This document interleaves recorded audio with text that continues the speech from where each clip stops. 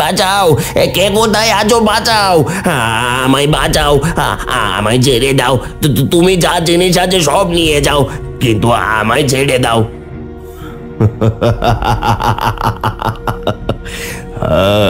ছেড়ে দেবো? তারপর তুমি আবার ব্যবসা করে মানুষকে লুটবে, তাই না? মানুষকে লুটে নিজের মা বউয়ের গয়না গড়াও, লজ্জা করে না? বাড়ি করেছে শালা, ঘরে আর কেউ আছে কানু? না সর্দার, ঘর তো দেখছি পুরো ফাঁকা। ওর পরিবারের লোকজন কোথায়?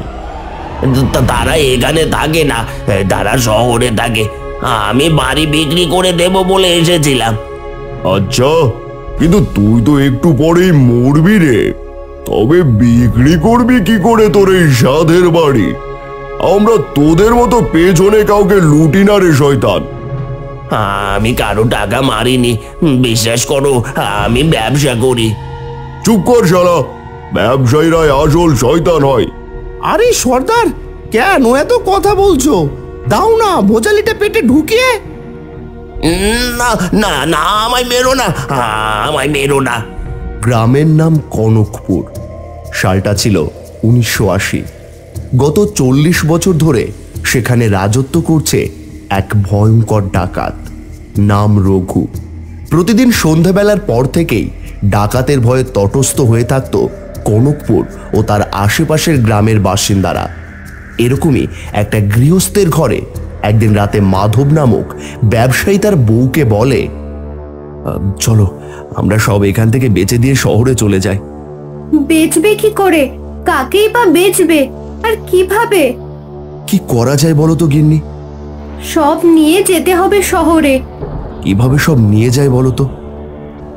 দেখতে তো পাচ্ছ, যখনই যে বেরোয় তখনই তার সব লুট হয়ে যায়। ওই গ্রামের সরকার বাড়ির মেজো ছেলে এসেছিল সেদিন, তারপর পরের দিন সকালে তার গলা কাটা দেহটা পাওয়া যায় বাড়ির উঠোনে। আগের দিন সন্ধেবেলা নাকি সমস্ত জিনিসপত্র লুটে নিয়ে গেছে। তো তার সমস্ত পরিবারের লোককে রেখে এখান থেকে সমস্ত জিনিসপত্র নিতেই এসেছিল। যখন জিনিসপত্র গোছাচ্ছে তখনই ডাকাত পড়ে তার বাড়িতে। কি বলছো গো? তার মানে সরকার ঠাকুর পান নেই? নেই মানে নেই। কি বিভৎসভাবে মেরেছে তুমি জানো না? যদি দেখতে গিয়ে সেখানেই অজ্ঞান হয়ে পড়ে যেতে। না জানি আবার কোত্থেকে যে উদ্ভব হবে, তো সে কিছুই জানি না। হ্যাঁ গো, এইবার কি হবে? আজ তবে কার পালা? যদি আমাদের পালা হয়? আসতে বলো, পাশে মা বাবা ঘুমোচ্ছেন। আচ্ছা, একটা কাজ করলে হয় না? কি? আমাদের বাড়ির সামনের বাগানে যে জামরুল, লিচু আর আম গাছ আছে, তার যে কোনো একটা ডালে বা দুটো ডালের খাঁজে গয়নাগুলোকে পুটলিতে বেঁধে ঝুলিয়ে দিলে কেমন হয়? বেশ ভালো পরামর্শ দিয়েছো গিন্নি। নাও নাও, আর দেরি করো না, একটা ভালো শক্ত কাপড় বের করো, তোমার গয়নাগুলো তাতে পুরে বাঁধতে থাকো। আর আমি ঘরে যত নগদ আছে সেগুলোকে ওই কলঘরের কাছের মাটিটা শাবল দিয়ে খুঁড়ে তাতে মাটি চাপা দিয়ে দিই। আরে কি করছো কি? আস্তে আস্তে মাটি কোপাও, চারিদিক নিস্তব্ধ। এই বুঝি খুব। এমন সময় ঘোড়ার খুঁড়ের শব্দে থমকে গেল রাধিকার গলার স্বর। গাছের ফাঁক দিয়ে রাধিকা দেখল দূর থেকে 3টে ঘোড়া সবেগে এগিয়ে আসছে ওদেরই বাড়ির অভিমুখে। হ্যাঁ গো, এই তো দেখছি আমাদের বাড়ির দিকেই আসছে। রঘু ডাকাত ও তার 2 শাগরেদ মাধবের বাড়ির প্রধান ফটকের সামনের আম গাছটার পাশে দাঁড়িয়ে মাধবের বাড়ির দিকে তাকিয়ে চিৎকার করে বলল, ভালোই ভালোই বেরিয়ে আয় মাধব, আর তোর যা যা জিনিসপত্র আছে সব দিয়ে দে আমাদেরকে, নইলে কিন্তু আজ আর তুই রক্ষা পাবি না। যা গিয়ে খুলে দে দরজাটা, আর ঘরে গিয়ে দেখ কোথায় কি জিনিস আছে। এ কি, ঘরে তো কেউই নেই। মাধব তার বউ কই? পাশের ঘরে তো শুধু মাধবের বুড়ো বাপ মা শুয়ে আছে। আমার মনে হয় সে বেটা পালিয়েছে। পালিয়েছে?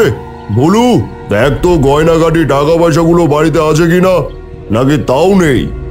ঘরের চারিদিকে তন্ন তন্ন করে গয়না টাকা খোঁজা হলো। তারপর অল্প টাকা এনে সর্দারকে দেখালো কানু। সর্দার, এখানে তো এই কটা টাকা রয়েছে মাত্র। গয়নাগাটি তো একটাও দেখছি না। দেখি চল ওর বাপ মায়ের ঘরে আছে কিনা। তারপর রঘু ডাকাত বিশাল বড় একটা চকচক করা ভোজালি নিয়ে মাধবের মা বাবার ঘরে ঢুকলো। মাধবের বাবা মা তখন ভয়ে থরথর করে কাঁপছে। রঘু ডাকাত বলল, আপনারা বাইরে বেরিয়ে যান, আমি এই ঘর খুঁজে দেখব কোনো টাকা পয়সা আছে কিনা। তারা নিঃশব্দে ঘর থেকে বেরিয়ে গেল। সেখানেও তল্লাশি চালু করলো কানু আর ভুলু, কিন্তু সেই ঘরেও কোনো টাকা পয়সা গয়নাগাটি কিছুই পেল না তারা। রঘু ডাকাতের চোখ দুটো রাগে লাল হয়ে গেল। সে চিৎকার করে বলল, কোথায় লুকিয়েছিস মাধব? তোর টাকা পয়সা গয়নাগাটি কোথায়? কোথায় লুকিয়েছিস বল। আমি যে বাড়িতে ডাকাতি করি সেখান থেকে খালি হাতে ফিরি না। আজ অব্দি আমি কোনো মেয়ে ছেলে গায়ের হাত দিইনি, তাই তোর মাকে কিছু করব না, কিন্তু তোর বাপকে মেরে আমি উল্টো করে ঝুলিয়ে তবে এখান থেকে যাব। আমি 3 গুনছি মাধব, যেখানে আছিস সামনে আয়। 1 2 3। এই বলে সে 1 2 3 গুনতে শুরু করে। ওদিকে মাধব গাছের আড়াল থেকে বের হতে যাবে, এমন সময় রাধিকা তার জামা টেনে ধরে বলল, তুমি কি পাগল হলে? মরতে চাও নাকি? বাবাকে নইলে ওরা মারুক, এমনিও তিনি মরণের কোলে 1 পা বাড়িয়েই রয়েছেন। না হয় কদিন আগেই মরলেন। তোমাকে আমার দিব্যি এই বলে দিলুম, 1 পাও গিয়ে দেখো। ধীরে ধীরে সেই লম্বা ভোজালিটা নিয়ে যায়। মাধবের বাবা ভয়ে পেছনে সরতে লাগলেন। এই নে মাধব, তোর জন্য উপহার।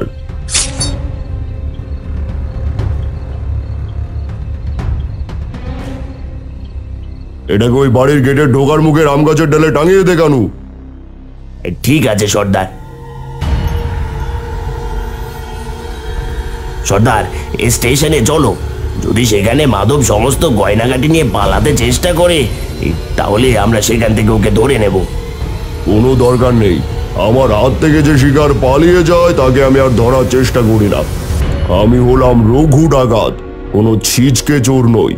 কাল ডাকাতিটা রেলগাড়িতে হবে। আর চল, ডেরায় ফিরে যাব, আজ আর কোথাও বেরোবো না। মাধবের বাড়ি থেকে রঘু ডাকাত আর কানু চলে যাওয়ার পর লুকিয়ে থাকা মাধব আর মাধবের বউ কাঁদতে কাঁদতে বেরিয়ে আসে গাছের আড়াল থেকে। হাউমাউ করে কাঁদতে থাকে। তারপর বাড়ির গেটের ঢোকার মুখের আম গাছের ডাল থেকে তার ঝুলন্ত দেহটা ধীরে ধীরে নামিয়ে আনে। তারপর উঠোনে রেখে তারা হাউ হাউ করে কাঁদতে থাকে। হাই হাই বাবাই, কি হয়ে গেল? হে ভগবান! আজ হয়তো আমরা কেউই জীবিত থাকতাম না। আমি থাকলেও তুমি থাকতে না। আজকে তোমাকে বাঁচাতে গিয়েই তোমার বাবাকে মরতে হলো। মা, মা আপনি উঠুন, মা আপনি উঠুন, চোখ খুলুন মা। ধীরে ধীরে মাধবের মায়ের চেতনা ফিরে এলো। তিনি চোখ খুলে ধীরে ধীরে উঠে বসে কাঁদতে কাঁদতে বললেন, কি হয়ে গেল? আমার স্বামীকে মেরে দিল। দীর্ঘ 40 বছর ধরে রঘু ডাকাতকে কেউ শাস্তি দিতে পারছে না। সেই বিয়ের আগে থেকে দেখছি কত দারোগা বাবু এলো আর গেল।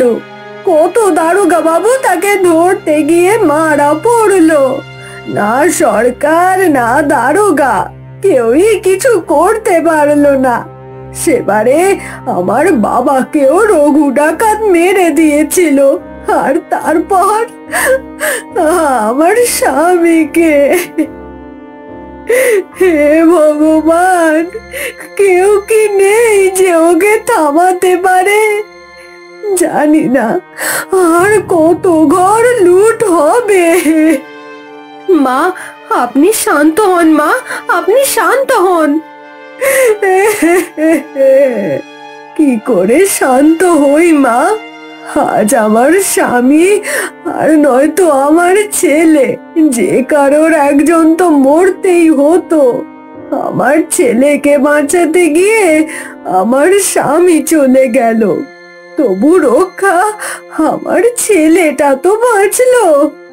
বলছি মা, আমি বাবার দেহটা আশেপাশের কাকাদের ডেকে নিয়ে দাহ করে আসছি। এখন রঘু ডাকাত তার ডেরায় ফিরে গিয়েছে। এই ভাগে দাহ করে দিতে পারলে নিশ্চিন্তে অন্তত তার আত্মাটা শান্তি পাবে। হ্যাঁ হ্যাঁ, তাই বরং ভালো হবে। তুমি পাশের বাড়ির কাকা, ওদিকে রামদা, ওদিকে অজয়, বিজয়, মনুদের নিয়ে যাও, বাবার দেহটা দাহ করে দিয়ে এসো। মাধব চারপাশের কয়েকজনকে জড়ো করে বাবার মৃতদেহটা দাহ করতে শ্মশান ঘাটে নিয়ে যায়। পরের দিন দুপুরবেলা ব্যস্ত রেল স্টেশনে দাঁড়িয়ে থাকা রেলের এক কামরায় রতিকান্ত নামে এক ধনী ব্যবসায়ী তার বউ আর মেয়েকে নিয়ে কিছু গয়নাগাটি, টাকা পয়সা, জিনিসপত্র সাথে করে রেলগাড়িতে চড়ে বসেন। সব নিয়েছো তো? হ্যাঁ, সবই নিয়েছি। হঠাৎ এখন যাবার পরিকল্পনা করলে?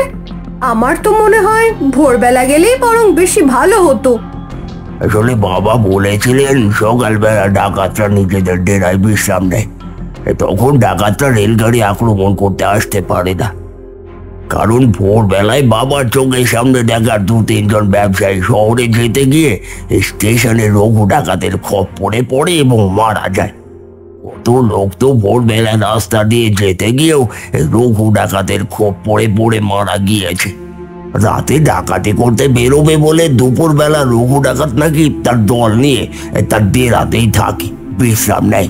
তাই তো এখন বেরোলাম। দেখছো না আশেপাশে কত ব্যবসায়ী যাচ্ছে? ওই তো দেখো না, বিশ্বাস বাবু, মল্লিক বাবু তো যাচ্ছে। এই যে দেখছো আশেপাশে, এরা প্রত্যেকেই কেউ ঘড়ি, কেউ জামা কাপড়, কেউ শাড়ি, আবার কেউ বা কলের ব্যবসায়ী। বাবা, আমরা আর এখানে আসবো না? আসবো রাজি, আসবো। এই ডাকাতের উৎপাতে চোটে এতটুকু শান্তি নেই গ্রামগুলোতে। যখন ছোট ছিলাম বাবার কাছে শুনেছি এই রঘু নাকি জমিদার মুকুন্দ রায়ের বাড়িতে 5 মাস খাটার জন্য কাজ করত। তারপর যে কি থেকে কি হয়ে গেল শুনেছিলাম, একটা মেয়েও ছিল নাকি ওর। মেয়েটারে যে কি বা হলো কেউ কিচ্ছু জানে না। রাতারাতি হঠাৎই রঘু হয়ে গেল ডাকাত সর্দার। হঠাৎ জানতে পারে বাবা একদিন যে মুকুন্দরা সপরিবারে মারা গেছে। সাধারণত রঘু মহিলাদের গায়ে হাত দেয় না, কিন্তু কেউ যদি তার কাছে ব্যাগরা দিতে আসে তাহলে তাকে শেষ করে দেয়। সরকার অনেক চেষ্টা করেছিল সেই সময় তাকে ধরার, কিন্তু কোনোভাবেই তাকে বাগে আনতে পারেনি। কারণ কেউ রঘু ডাকাতের বিরুদ্ধে কিছু বলার সাহসই পেত না। তাই প্রমাণের অভাবে রঘু ডাকাতকে যতবারই ধরা হয়েছে ততবারই সে ছাড়া পেয়ে গেছে। আবার যে দারোগা তাকে ধরবার সাহস করত, কোনো কোনো সময় তাকেও মৃত্যুবরণ করতে হয়েছে। আমাদের যেবার বিয়ে হয়েছে বড়লাট নিজে এসেছিলেন তদারকি করতে, তাও কোনোভাবেই তার ডাকাতে আটকানো যায়নি। আমার খুব ভয় করছে, বিশ্বাস করো। ভয় পেও না, এত লোকের মাঝখানে বা আমার মনে হয় না রঘু ডাকাত বা তার দলের 2 সাগরেদ কিছু করতে পারবে। মা, ডাকাত কেমন দেখতে হয়? জানি না, তুই চুপ কর। এই ডাকাতের ভয়ে আমি বাপের বাড়ি থেকে আসতেই চাই না, আর তুমি সেই আমাকে আড়ালে শহরে নিয়ে যাবে বলে বের করলে। জানি না কি হবে আমার, মনটা বড় কু গাইছে গো। মা, কু মানে কি? উফ, তুই চুপ করবি? যাক বাবা, দুগ্গা দুগ্গা, ট্রেন ছাড়লো।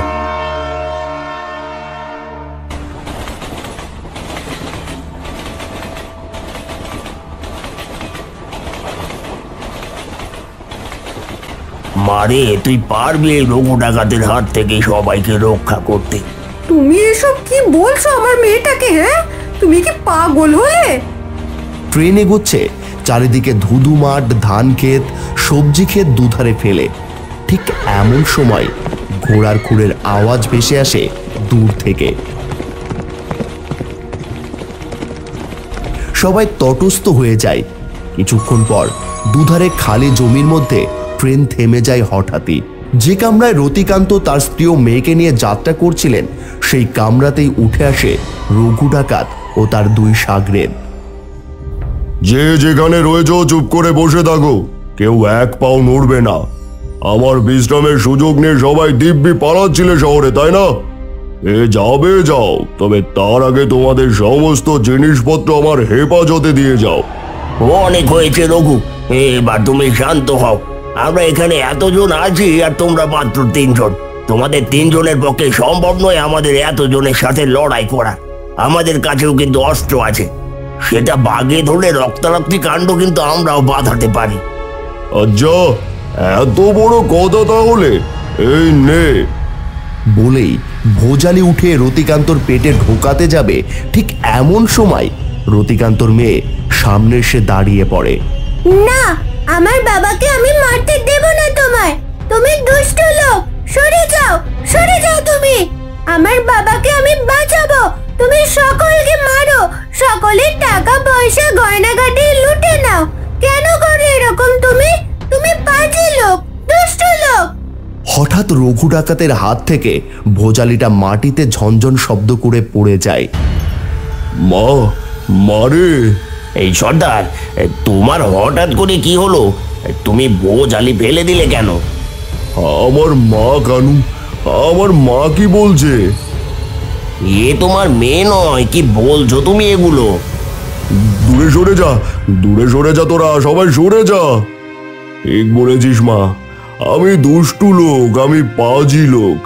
জানিস মা, তোর মতো আমার একটা মেয়ে ছিল, একদম তোর মতোই দেখতে। আমি তাকে বাঁচাতে পারিনি আমি তাকে। টাকা টাকা টাকা ছিল না বলে বিরল অসুখে চোখের সামনে তিল তিল করে শেষ হয়ে যেতে দেখেছিলাম। আমার মায়ের শোকে আমার বউটাও পাগল হয়ে ঝাঁপ দিয়েছিল নদীতে। আমার মা বাবাও আমায় কটু কথা বলে আমায় ছেড়ে চলে গিয়েছিল। সেই দিনই আমি প্রতিজ্ঞা করি, যে টাকা আমার সবকিছু শেষ করে দিল, সেই টাকাই হবে আমার হাতিয়ার। তারপর থেকে আমি ডাকাত হয়ে গেলাম, রঘু ডাকাত। আমি জমিদার মুকুন্দ রায়ের কাছে কাজ করতাম।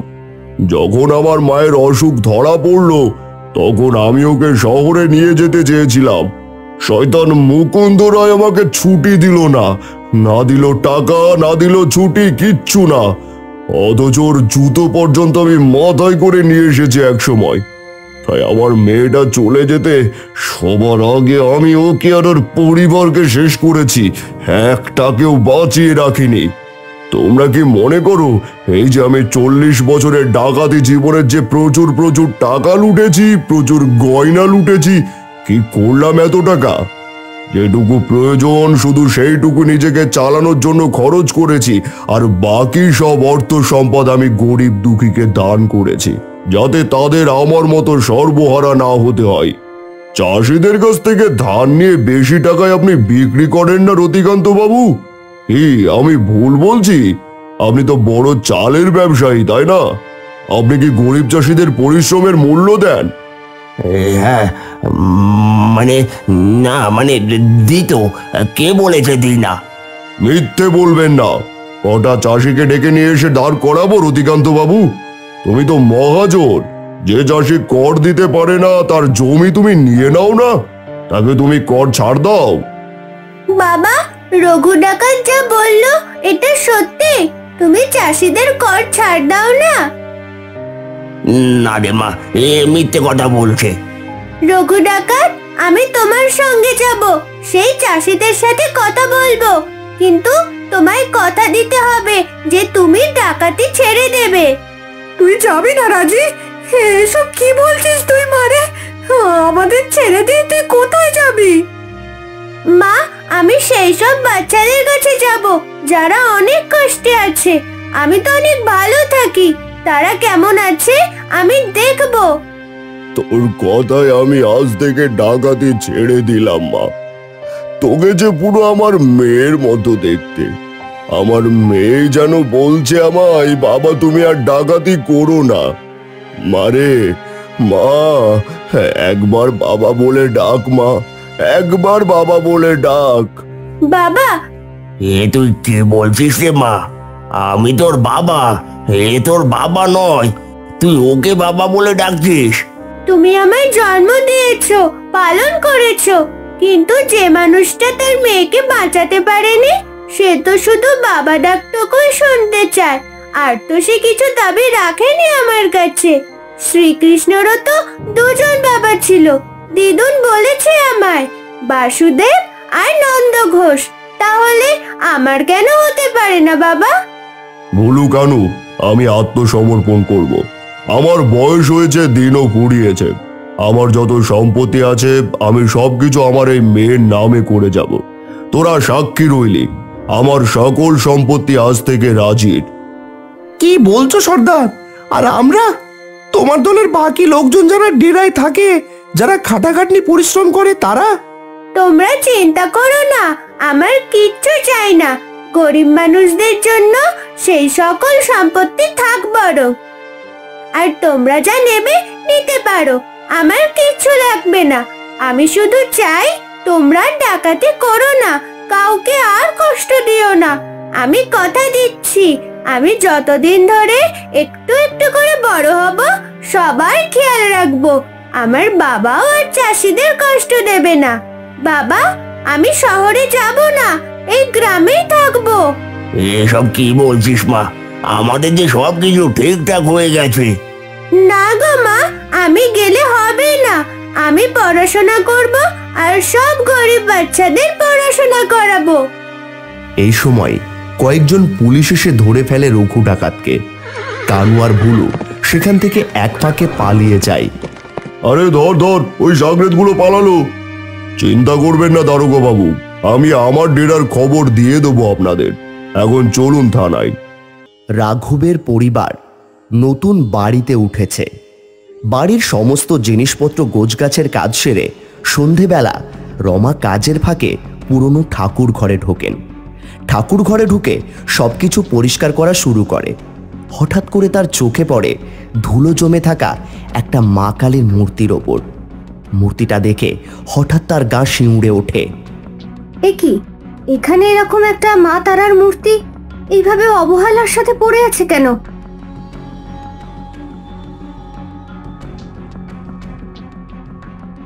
কই গো, শুনলাম নতুন ভাড়া এসেছে, একটু আলাপ করতে এলুম তাই। আপনি কে মাসিমা? আমি তোমাদের প্রতিবেশী গো। তুমি পুজো দিচ্ছিলে বুঝি? হ্যাঁ। ও কি গো, তোমার হাতে কি এটা?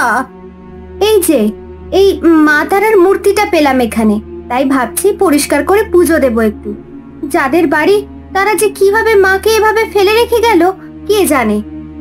আসলে এক সময় এখানে প্রতি সন্ধ্যায় মা তারার পুজো হতো।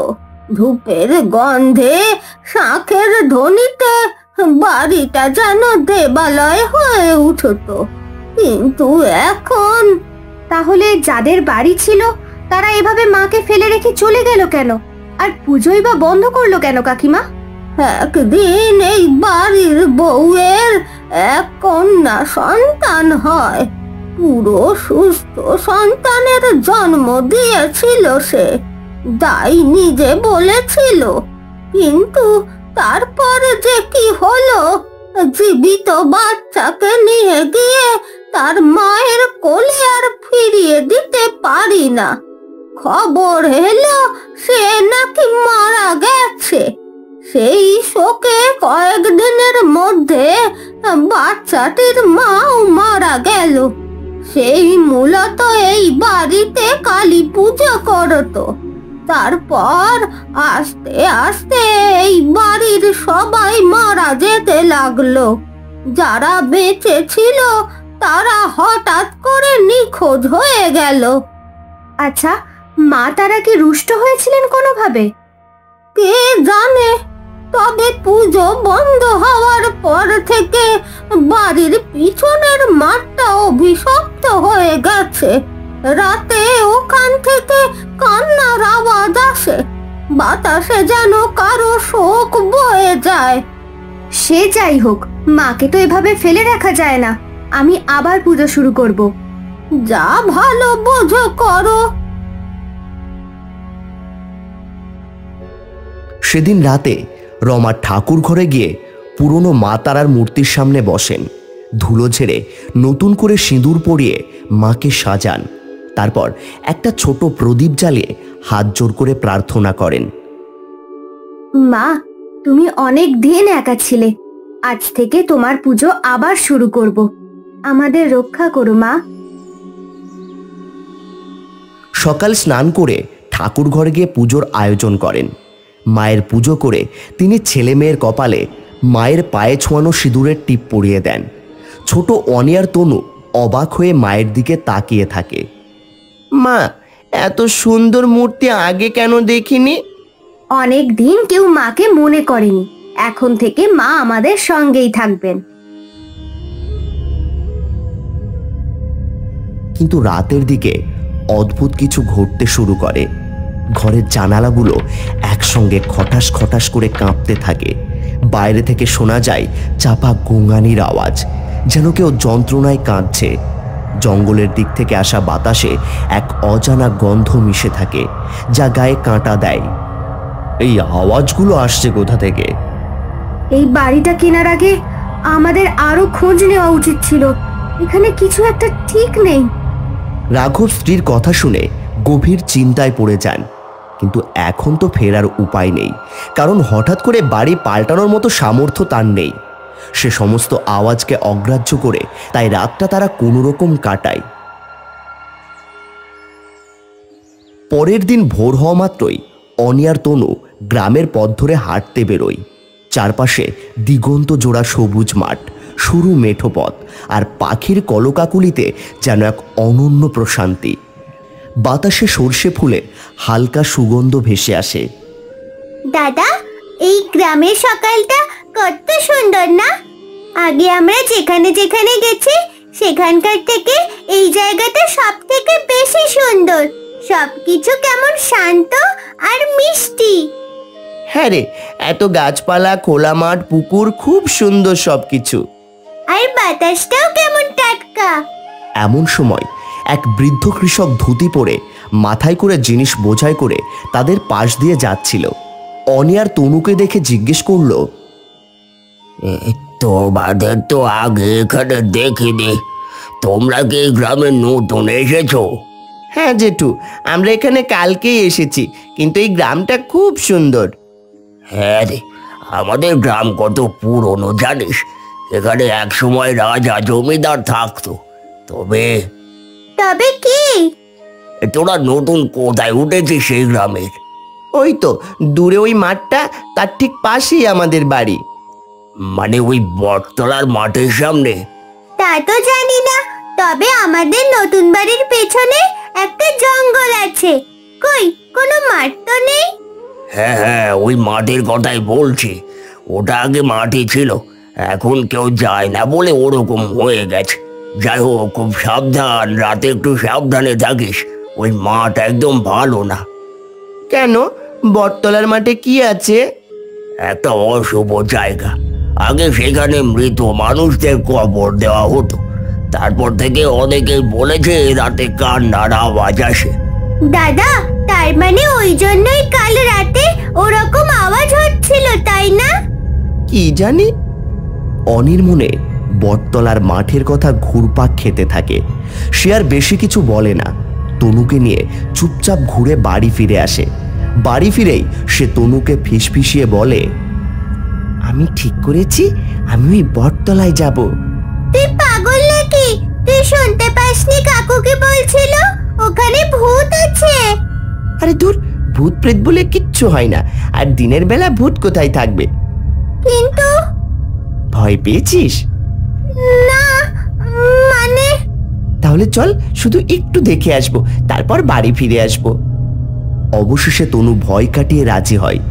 দুপুরে যখন বাড়ির সবাই গভীর ঘুমে, অনিয়ার তনু পা টিপে টিপে ঘর থেকে বেরিয়ে পড়ে। অনিয়ার তনু ধীরে ধীরে বটতলার দিকে এগিয়ে যায়। মাঠের মাঝে বিশাল বটগাছটা দাঁড়িয়ে আছে। বাতাসে শুকনো পাতার খসখসে আওয়াজ, মাঝে মাঝে দূর থেকে ভেসে আসছে এক চাপা কান্নার শব্দ।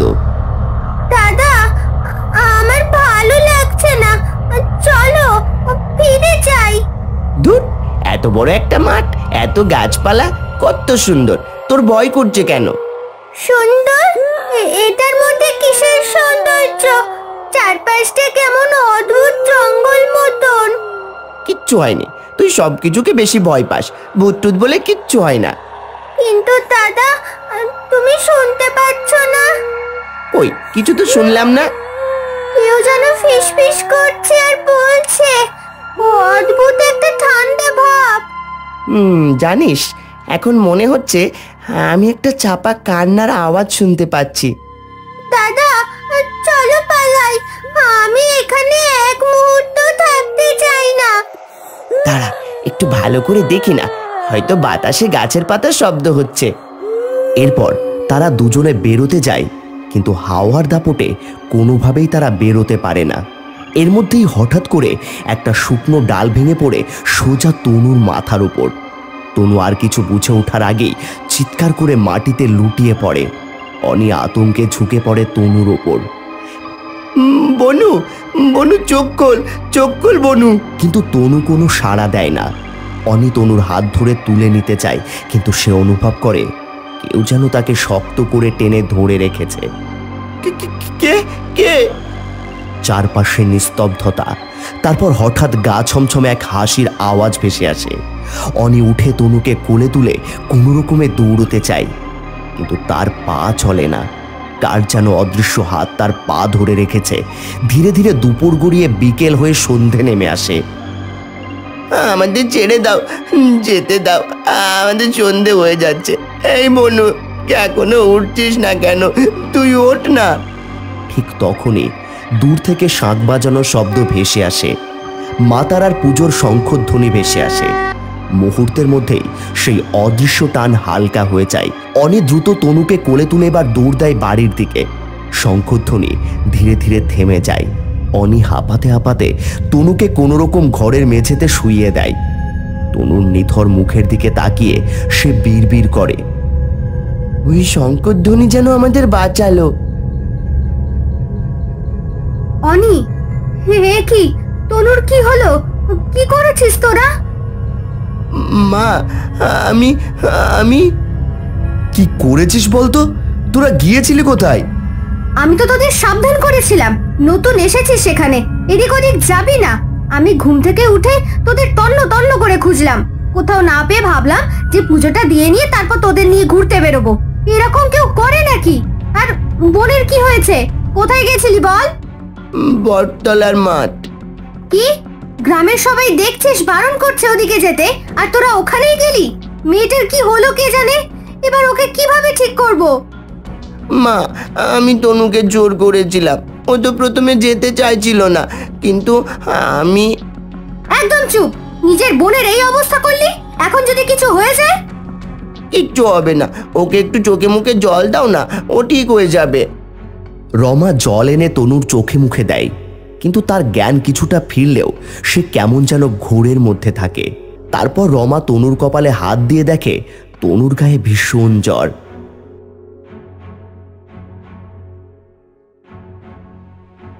মা, কিছু হবে না তাই তো? তনু ভালো হয়ে যাবে তো?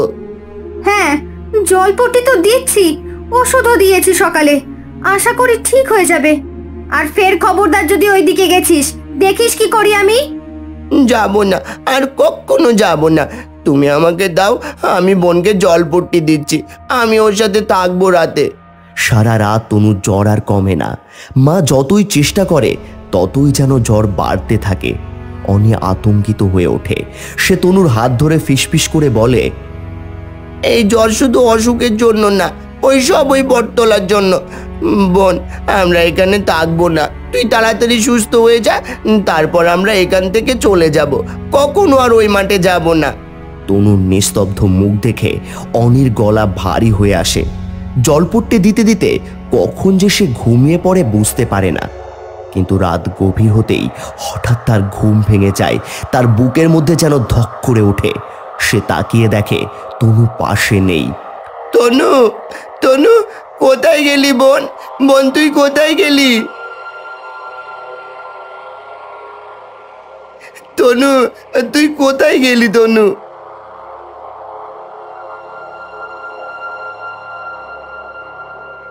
ওটা ওটা কি? মহিলা ধীরে ধীরে তনুর মাথায় হাত বুলিয়ে দিচ্ছে, গুনগুন করে গান গাইছে। অনি থর থর করে কাঁপছে। তারপর ওই মহিলা তনুকে কোলে তুলে নিলে অনি বুঝতে পারল মহিলা তাকে নিয়ে কোথাও চলে যেতে চাইছে। অনিও এই দেখে প্রচণ্ড ভয় পেতে শুরু করে। সে কিছুতেই সাহস পাচ্ছিল না সামনে যাওয়ার। কিন্তু তনু যদি বিপদে পড়ে, সেই ভেবে সে ধীরে ধীরে গাছের আড়াল থেকে বেরিয়ে আসে। কে তুমি? আমার বোনকে ছেড়ে দাও। চুপ কর, ও আমার মেয়ে। আমি কতদিন পর ওকে পেয়েছি, তোকে আমি ওকে নিয়ে যেতে দেব না। না, তুমি ভুল করছো। তনু তোমার মেয়ে নয়, ও আমার বোন। মিথ্যে! ও ও আমার মেয়ে, আমার মেয়ে ও। না না, ও তনু আমার বোন, ওকে ছেড়ে দাও। ডাইনি এবার ভয়ঙ্কর হয়ে ওঠে। হঠাৎ বাতাস ভারী হয়ে যায়। ডাইনি তনুকে কোলে তুলতে চায়। অনি বাধা দিতে ছুটে যায়, কিন্তু এক অদৃশ্য শক্তি যেন তাকে আটকে দিচ্ছে। ডাইনি হঠাৎ অনিকে ধাক্কা দিয়ে ফেলে দেয়। তনু! দেখলি তো, আমার মেয়ে আমার কাছে ফিরে এলো। ডাইনি হঠাৎ হাওয়ায় মিলিয়ে যায়। চারদিকে কেবল ঝোপঝাড়ের শব্দ। অনি হাঁপাতে থাকে। তনুর কোথাও নেই। ওর গলা শুকিয়ে আসে, হাত পা ঠান্ডা হয়ে যায়। এক মুহূর্ত দাঁড়িয়ে থাকার পর সে ছুটে বাড়ির দিকে যায়। বাবা, ও মা, দরজা খোলো, তাড়াতাড়ি দরজা খোলো। কি হয়েছে অনি? তুই কাঁদছিস কেন? তনু কোথায়? মা, তনু নেই, ওকে নিয়ে গেছে মা, ওই ডাইনি। কি বলছিস তুই? আমার মেয়েকে এনে দে, আমার তনুকে এনে দে। আগে ঠিকভাবে বল, কি হয়েছে? কোথায় নিয়ে গেল? মা, ওই ডাইনি বলল তনু তার মেয়ে। সে তনুকে নিয়ে কোথায় যেন চলে গেল।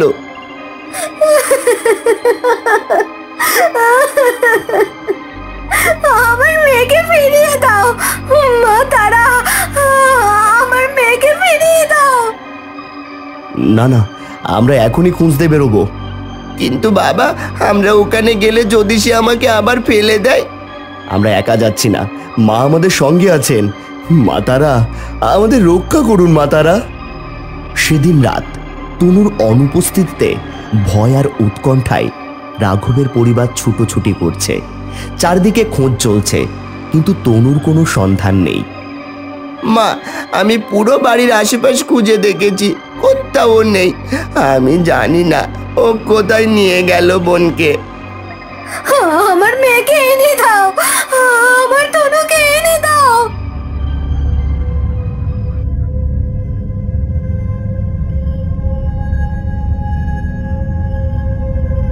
তোমাদের আমি বলেছিলাম না ওই মাঠে যেও না। ওই মাঠে সবার তাদের বাস। আমার মনে হয় তাদের মধ্যে ওই সুকুই তোমার মেয়েকে নিজের মেয়ে ভেবে নিয়ে গেছে। কি বলছেন কাকিমা? এটা কিভাবে সম্ভব? আপনাদের মুখেই তো শুনেছি সে তো অনেক আগেই মারা গেছে। তোমার ছেলে কি মিথ্যে বলবে? সে তো নিজে চোখে দেখেছে কেউ তনুকে নিয়ে গেছে। আর তুই জানিস ওই বউ ছিল মা তারার বড় ভক্ত। যতদিন সেই বাড়িতে পুজো করেছে সব ঠিক ছিল। তারপর তার সাথে ওরকম অন্যায় হওয়ার পর আর সে মারা যাওয়ার পরে গ্রামটা এরকম হয়ে গেল। কিন্তু আমি এখন কি করব কাকিমা? আমার মেয়েকে কিভাবে ফিরিয়ে আনবো? মা তারার পুজো করো, মাকে ডাকো। মা জানেন কোনটা ঠিক কোনটা ভুল। যদি সত্যি সে তোমার মেয়েকে নিজের মেয়ে মনে করে, তবে মা তারাই ঠিক করবেন কি হবে। আর আমাদের গ্রামের পশ্চিমের শ্মশানে এক তান্ত্রিক থাকেন। উনি মা তারার একনিষ্ঠ ভক্ত। তুমি বললে ওনাকে খবর পাঠাতে পারি। সব আত্মাদের বশ করার ক্ষমতা ওনার আছে। হ্যাঁ, খবর পাঠান। আমি যে কোনো মূল্যে আমার মেয়েকে ফেরত পেতে চাই।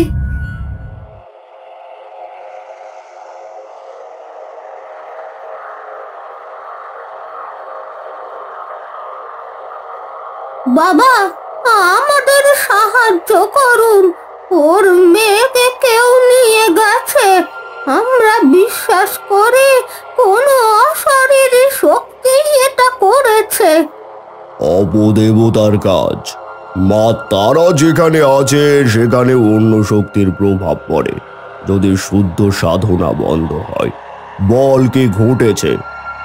বাবা, আমার মেয়েটাকে ফিরিয়ে দিন, সে তো কিছুই জানতো না। দয়া করুন বাবা। একা আমি কিছু করতে পারবো না, মা তারার আশ্রয় নিতে হবে। চল, আমাকে সেই স্থানে নিয়ে চল যেখানে সব ঘটেছে। তারা একসাথে বটতলার মাঠের দিকে রওনা হয়।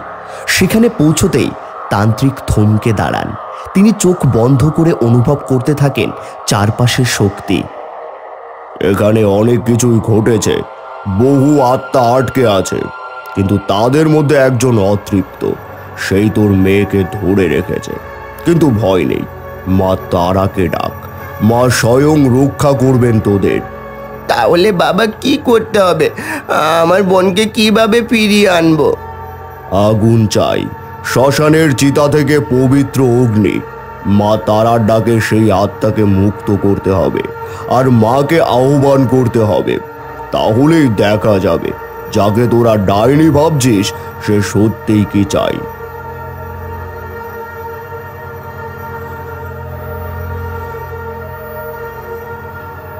গ্রামের কয়েকজন লোক শ্মশান থেকে অগ্নিশিখা এনে দেয়। তান্ত্রিক মাঠের কেন্দ্রে দাঁড়িয়ে মন্ত্রপাঠ শুরু করেন। একটা সময় পরে চারপাশে অস্পষ্ট ছায়ারা নড়াচড়া শুরু করে। তান্ত্রিক বেশ অনেকক্ষণ যজ্ঞ করার পর বলেন, না, আমি পারবো না। এই আত্মার আকাঙ্ক্ষা এতটাই গভীর যে শুধু মন্ত্রতন্ত্র দিয়ে তাকে বাঁধা যাবে না। মারে, আমাকে পথ দেখা মা।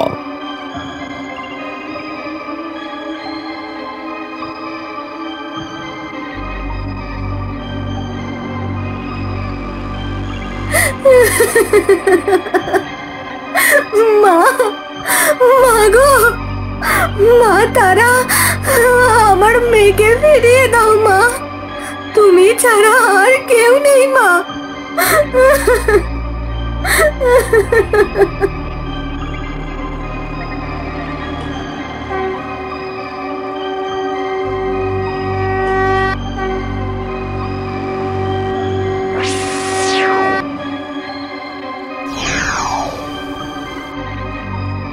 ও আমার মেয়ে, আমার মেয়ে, কেউ ওকে আমার কাছ থেকে কাটতে পারবি না তোরা।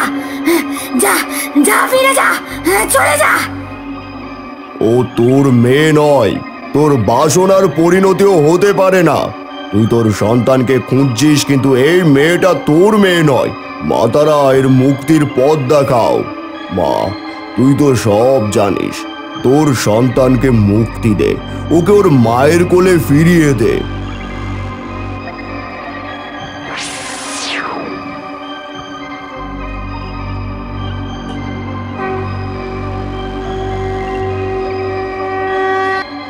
শুকু, তোর এখানকার সময় শেষ হয়েছে। তোর মেয়ের আত্মা বহু আগেই মোক্ষ লাভ করেছে। অন্যায়ভাবে আর এক মায়ের কোল খালি করিস না। না না, ও আমার মেয়ে, আমি ওকে ছাড়বো না। আমাকে আমাকে আবার একলা করো না। মা, ও বোঝে না, ওর দুঃখ নিজেই অভিশপ্ত। ওকে মুক্ত করো। আমি তোকে আশীর্বাদ করি, তুই নতুন জন্ম লাভ করবি। তোর কষ্টের অবসান হবে, তবে অন্যের কোল খালি করা চলবে না। মা, আমি আমি কি সত্যি আবার পাবো ওকে? সব ন্যায়ের বিচার আমি নিজেই করি, কিন্তু তুই স্বেচ্ছায় এবার বিদায় নে।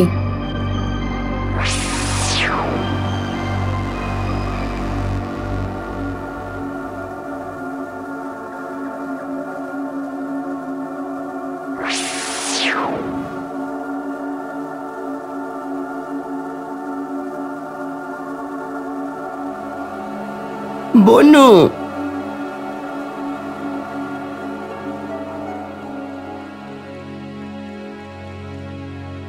মা আমার মেয়েকে ফিরিয়ে দিয়েছে, আমি কৃতজ্ঞ। অন্যদিকে মা তারার আশীর্বাদ অনুসারে ওই টাইমে পরের জন্য গ্রহণ হবে প্রায় বছর 40 পর। তার কোল আলো করে এক কন্যা সন্তান আসে। ঠিক আগের বারের মতো আরও একবার তার সন্তানকে ভালোভাবে লালন পালন করতে শুরু করে। কেউ আর মেয়ে বলে বা অন্য যে কোনো কারণে তার সন্তানকে হত্যা করার চেষ্টাও করে না, বরং মাথায় তুলে রাখে।